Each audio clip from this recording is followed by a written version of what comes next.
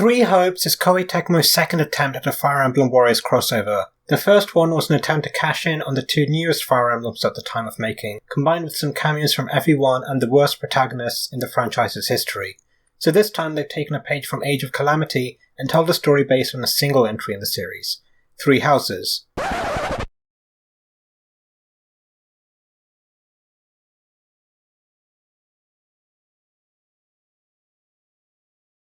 This time we follow a new protagonist, Shez, who sees the previous lead as an antagonist, but there are a lot of interesting parallels between them.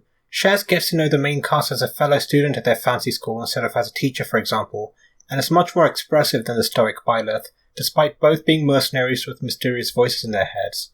The shift to a student was likely done to avoid the unfortunate implications of the romance element in Three Houses, on top of the simple desire to offer a fresh perspective on the cast, which is odd considering this game doesn't have romances, or paired endings between any of the secondary cast either for that matter.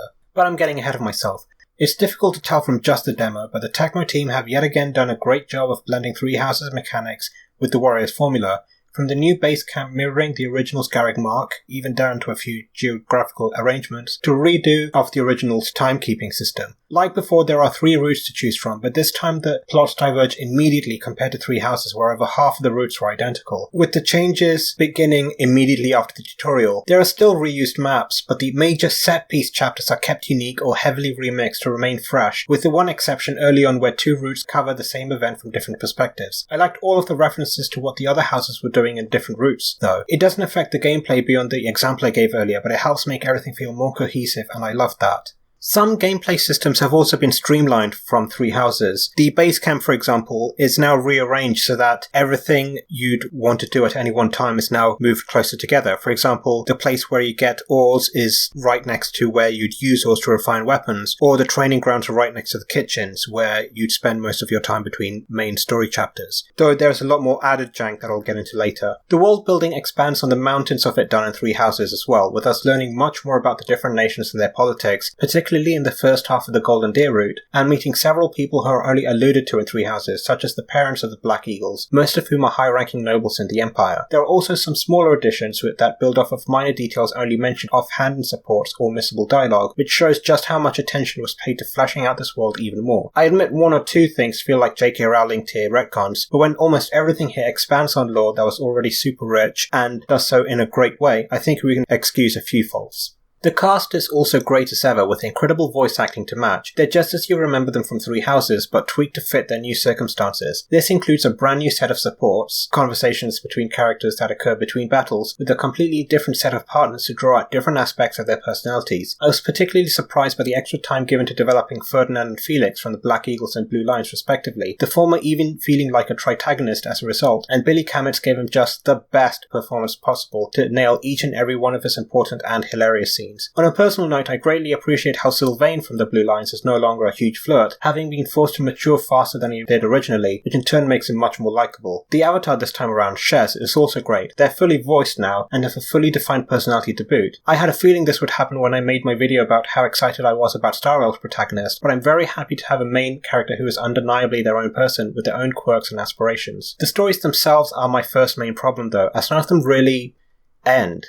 All three have very abrupt endings with a text crawl explaining what happens after the final boss of each. Think the Star Wars openings, without actually resolving anything. The plots are a mixed bag too. The Black Eagle story has a lot of seemingly random running back and forth without anything being resolved. It does make some sense in context, but just feels like padding. While the Golden Deer story starts off the best of the three, but crashes hard in the second half. That leaves the Blue Lion story, which is just fine. Nothing too bad, but nothing stellar either, like Three Houses version was. That said, I do appreciate the different approach to Dimitri's character here. But that all aside, I wouldn't be surprised if this game was heavily rushed, as it introduces a new strategy meeting mechanic in the second half, only for it to only be used for 4 chapters. Ditto for the Agarthans, who were a mysterious group in the original Three Houses. The opening act of all 3 routes implies they'll play a bigger role, and while they do in some routes, we somehow still don't learn anything of importance about them that we didn't already know. How did that happen? The gameplay is what you'd expect from a Warriors title, and this is for good and for worse. The actual combat is simple and fun, and it's great seeing the flashy animations and character interactions on the battlefield, but the early game grinding is ridiculous.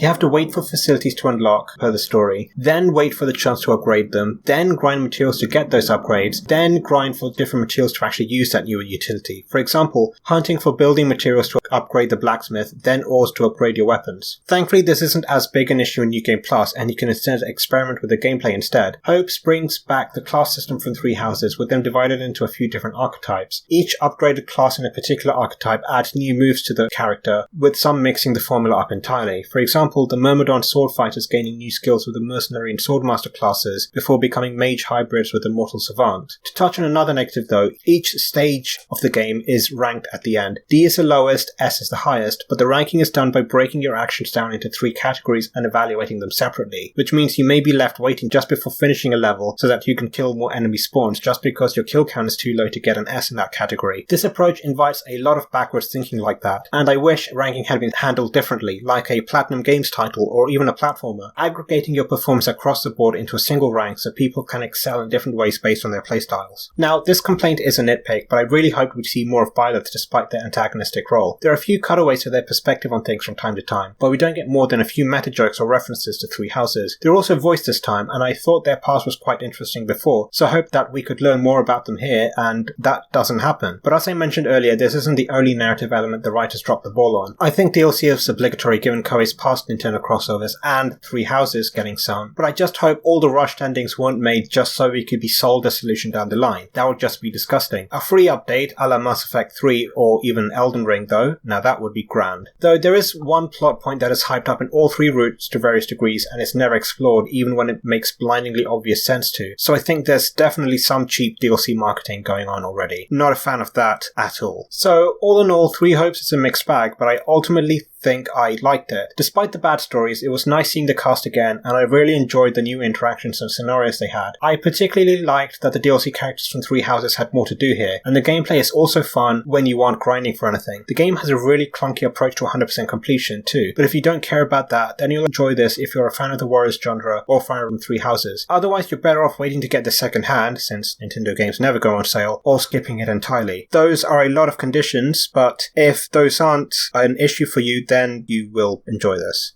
Thanks for reaching the end of this review. Please let me know what you thought in the comments below. Do you have Three Hopes or any plans to get it? Did you just watch playthroughs on YouTube? Whatever the case, I'd love to hear it. No spoilers though, please. Thank you all again, and as always, have a great day.